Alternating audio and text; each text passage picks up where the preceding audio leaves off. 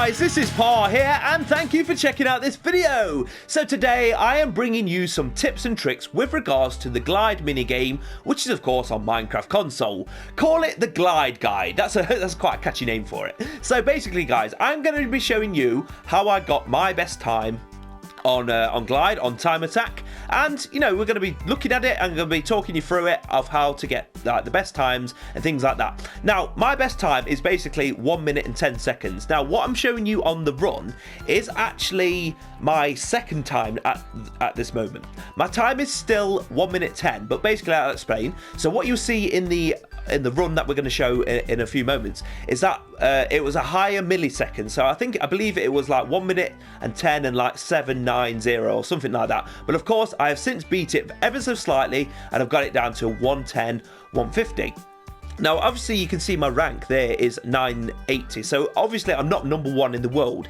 Annoyingly, as we know, the actual the leaderboard is still broken, so you can't see the ultimate one here. It's all still showing 0 and everyone on there is still showing as 1. But I really want to kind of see basically what my actual, like in comparison to number one, what the time difference is, because those milliseconds are the things that really set people apart. So for example, the number one on PlayStation could only be like maybe 1 minute and 8 seconds, for example, because we can't see it, and it's, you know, everyone from there could have all these like slightly different milliseconds which has set them apart. So 980, it does sound like a lot, but it, you know, when we look at it like that, it's not actually that far apart when you kind of take into account the milliseconds there.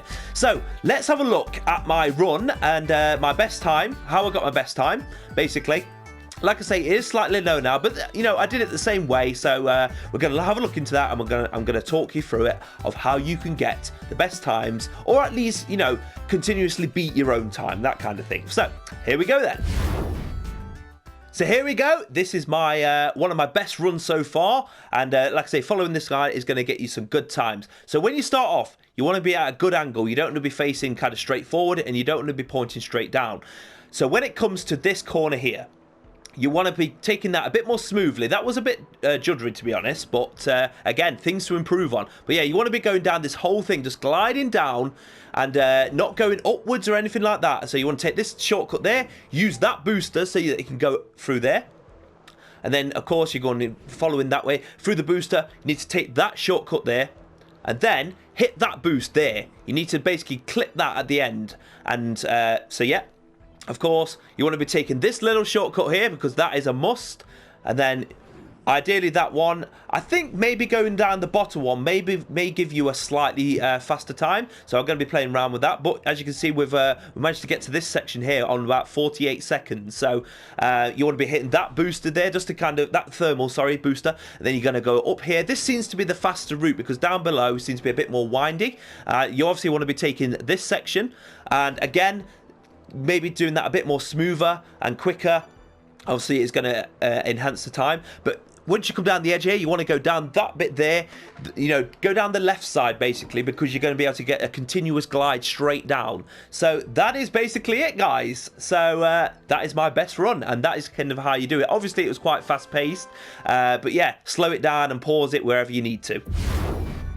So there you go then, guys. That is the kind of like the glide guide of how to get like the best times on the minigame, basically on glide minigame. And like I say, what you need to be doing, there's a couple of tips and tricks. There's things that you need to be doing throughout the course just to be able to get your time as fast as possible. Now there's a couple of things that I need to work on. You know, those cornerings, like not going up when you don't need to, that kind of thing. And those things are all going to count towards getting your time even faster. So just to break down the main things that you want to be kind of noting when you're doing it is obviously it's a glide game, so you need to be gliding, and obviously the majority of the course is pointing downwards, so you want to be going downwards as much as possible. Now obviously I don't mean facing straight down, you need to be just in a downwards glide, so you're getting the most speed as you can. And of course you want to avoid like going upwards or pressing upwards as much as possible, because going upwards is going to lose time. So obviously you only want to go upwards at points when you are going upwards and that kind of thing. So the other things are cornerings. You want to be taking those corners as smoothly as possible, because the more sharp you go around the corner, the more speed you're going to lose. Obviously, some corners are quite angled, quite sharp themselves, so you do need to be taking them sharper. But you want to try and avoid doing like a complete right angle turn or anything like that, because you're going to lose speed instantly. Basically, you want to be trying to go through them as smoothly as possible. Just curve around them nicely, and the other things are with regards to the thermals and boosters. So of course, the thermals are the ones that push you upwards, and you want to avoid them as at all costs, basically. Only hit the ones that you need to. So we saw one or two that actually are there to get you into the right place. So you're going to want to use them, but you obviously want to be going through them at speed and hitting them only slightly, just so you can get that little kind of upwards boost. But most of the time, you want to avoid them at all costs. And then of course, you want to be taking the boosters, any boosters you can get to. Using like the shortcuts and things like that. You obviously want to hit those boosters, because they're gonna maximize your speed going through them and getting through to the next section. Obviously, the yellow ones only boost you in the direction that they are facing, so that's simple as. With regards to the orange ones, they will boost you in the direction that you are going through it as. So you can go through them sideways. Obviously, we've seen some shortcuts that require you to kind of go the sideways through the booster to get that shortcut and get a faster time. So you want to be taking note of that. And yeah, that's it basically, guys. And finally, of course, make sure you are taking those shortcuts. You need to master those shortcuts, those really tricky kind of tunnels and things like that.